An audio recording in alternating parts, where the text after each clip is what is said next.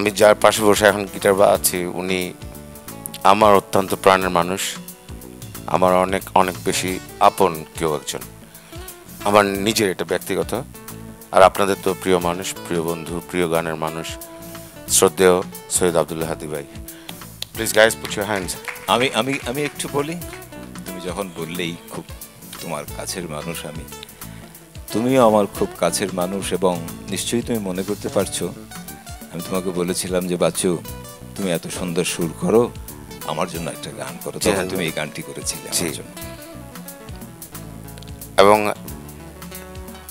আমি জানি না আপনি বলেন হাজি ভাই, আমি আর কিছু কথা বলতে পারবো না আপনার সামনে।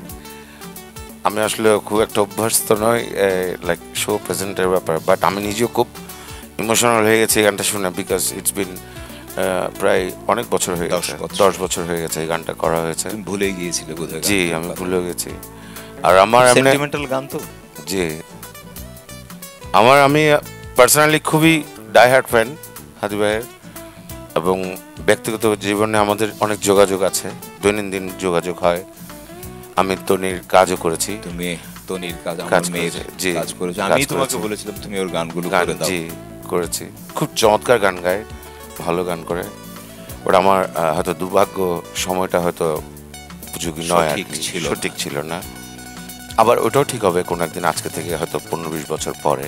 আমরা তাই আশা করছি। জি, আমরা আশাবাদী। হাজি ভাই আপনার কথা বলেন। এই প্রসঙ্গে কিন্তু একটি কথা বলা প্রয়োজন বাচ্চা তোমাদের। সবাই বলে যে কি হচ্ছে এখন, আমি কিন্তু এই কথাটা বলি না। জি, আমি বলি এখন সময়ের কথা বিবেচনায় আনতে হবে। এখন সময়টা পরিবর্তন হয়ে গেছে, এখন তো মহাকাব্যের যুগ নেই, এখন ক্লাসিক্সের যুগ নেই। এখন এই সময়ের সঙ্গে তাল মিলিয়ে তোমাদেরকে অবশ্যই গান করতে হবে।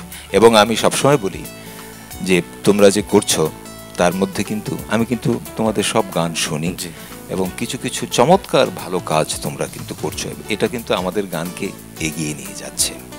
সব গানই যে ভালো হচ্ছে তা বলছি না, কারণ অনেক বেশি হচ্ছে গান, একটু বেশি হওয়াতেই কারোর প্রতি, সন্তান খুব বেশি হলে সবার প্রতি সুদৃষ্টি দেয়া যায় না, কিন্তু একটু কম হলে পরে তার টেক কেয়ার করা যায়। ব্যাপারটা এই দাঁড়িয়েছে।